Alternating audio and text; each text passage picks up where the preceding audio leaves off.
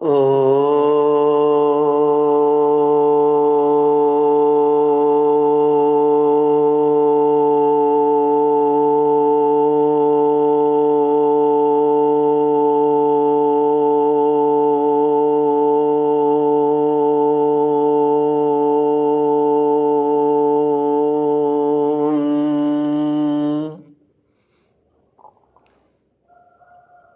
श्री गुरुचरण कमलेभ्यो नमः। श्री गणेशाय नमः। श्री सरस्वत्यै नमः। श्री विष्णवे नमः।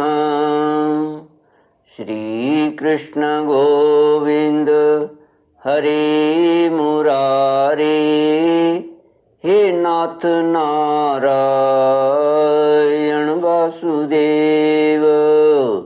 श्री कृष्ण गोविंद हरे मुरारे, हे नाथ नारायण वासुदेव। ओम नमो भगवते वासुदेवाय।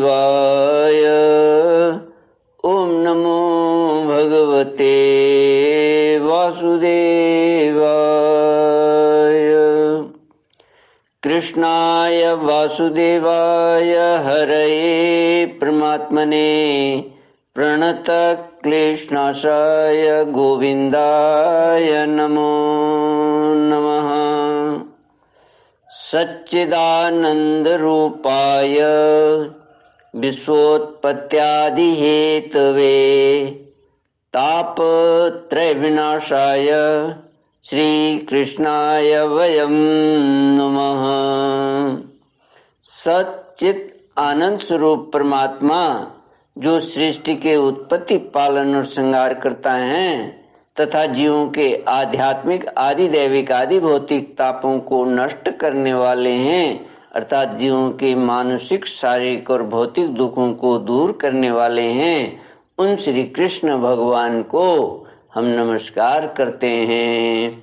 श्री कृष्ण गोविंद हरे मुरारे, हे नाथ नारायण वासुदेव। श्रीमद् भागवत प्रथम स्कंद अथ नवमोऽध्यायः। सूत उवाच इति भीता प्रजादोहात् सर्वधर्मविवित्सया ततो विनाशनं प्रागाद् यत्र देवव्रतोपतत्। तदा ते भ्रातरः सर्वे सदश्वैः स्वर्णभूषितैः अन्वगच्छन् रथैर्विप्रा व्यासधौमादयस्तथा। श्रीमद् भागवत प्रथम स्कंद 9वां अध्याय।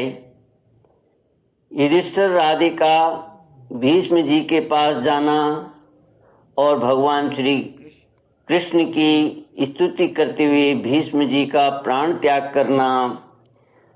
सूत जी कहते हैं, इस प्रकार राजा युधिष्ठिर प्रजादोह से भयभीत हो गए।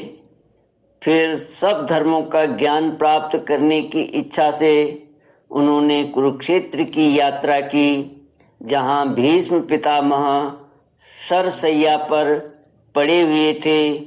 शौनक आदि ऋषियों, उस समय उन सब भाइयों ने स्वर्ण जटित रथों पर, जिनमें अच्छे अच्छे घोड़े जुते हुए थे, सवार होकर अपने भाई युधिष्ठिर का अनुगमन किया। उनके साथ व्यास, धौम्य आदि ब्राह्मण भी थे। शौनक जी, अर्जुन के साथ भगवान श्री कृष्ण भी रथ पर चढ़कर चले। उन सब भाइयों के साथ महाराज युधिष्ठिर की ऐसी शोभा हुई मानो यक्षों से घिरे हुए स्वयं कुबेर ही जा रहे हों। अपने अनुचरों और भगवान श्री कृष्ण के साथ वहां जाकर पांडवों ने देखा कि भीष्म पितामह स्वर्ग से गिरे हुए देवता के समान पृथ्वी पर पड़े हुए हैं। उन लोगों ने उन्हें प्रणाम किया। शौनक जी, उसी समय भरतवंशियों के गौरव रूप भीष्म पितामह को देखने के लिए सभी ब्रह्म ऋषि, देव ऋषि और राज ऋषि वहां आए। पर्वत, नारद, धौम्य, भगवान व्यास, बृहदस्व, भरद्वाज शिष्यों के साथ परशुराम जी, वशिष्ठ, इंद्रप्रमद, त्रित, गृत समद, असित, कक्षुवान, गौतम, अत्रि, विश्वामित्र, सुदर्शन तथा और भी सुखदेव आदि शुद्ध हृदय महात्मा गण एवं शिष्यों के सहित कश्यप, अंगिरा पुत्र, बृहस्पति आदि मुनिगण भी वहां पधारे। भीष्म पितामह धर्म को और देश काल के विभाग को कहाँ किस समय क्या करना चाहिए इस बात को जानते थे। उन्होंने उन बड़भागी ऋषियों को सम्मिलित हुआ देखकर उनका यथा योग्य सत्कार किया। वे भगवान श्री कृष्ण का प्रभाव भी जानते थे, अतः उन्होंने अपनी लीला से मनुष्य का वेश धारण करके वहाँ बैठे हुए तथा जगदीश्वर के रूप में हृदय में विराजमान भगवान श्री कृष्ण की बाहर तथा भीतर दोनों जगह पूजा की। श्री कृष्ण गोविंद हरे मुरारे, हे नाथ नारायण वासुदेव। पांडव बड़े विनय और प्रेम के साथ भीष्म पितामह के पास बैठ गए। उन्हें देखकर भीष्म पितामह की आंखें प्रेम के आंसुओं से भरा गईं। उन्होंने उनसे कहा, धर्मपुत्रों, हाय हाय, यह बड़ी कष्ट और अन्याय की बात है कि तुम लोगों को ब्राह्मण धर्म और भगवान के आश्रित रहने पर भी इतने कष्ट के साथ जीना पड़ा जिसके तुम कदापि योग्य नहीं थे। अतिरथी पांडु की मृत्यु के समय तुम्हारी अवस्था बहुत छोटी थी। उन दिनों तुम लोगों के लिए कुंती रानी को और साथ साथ तुम्हें भी बार बार बहुत से कष्ट झेलने पड़े। जिस प्रकार बादल वायु के वश में रहते हैं, वैसे ही लोकपालों के सहित सारा संसार काल भगवान के अधीन है। मैं समझता हूँ कि तुम लोगों के जीवन में ये जो अप्रिय घटनाएं घटित हुई हैं, वे सब उन्हीं की लीला है। नहीं तो जहाँ साक्षात धर्मपुत्र राजा युधिष्ठिर हों, गदाधारी भीष्मसेन और धनुर्धारी अर्जुन रक्षा का काम कर रहे हों, गांडीव धनुष हो और स्वयं श्री कृष्ण सुहृद हों, भला वहाँ भी विपत्ति की संभावना है। ये काल रूप श्री कृष्ण कब क्या करना चाहते हैं, इस बात को कभी कोई नहीं जानता। बड़े बड़े ज्ञानी भी इसे जानने की इच्छा करके मोहित हो जाते हैं। युधिष्ठिर, संसार की ये सब घटनाएं ईश्वर इच्छा के अधीन हैं। उसी का अनुसरण करके तुम इस अनाथ प्रजा का पालन करो, क्योंकि अब तुम ही इनके स्वामी और इसे पालन करने में समर्थ हो। ये श्री कृष्ण साक्षात भगवान हैं। ये सबके आदि कारण और परम पुरुष नारायण हैं।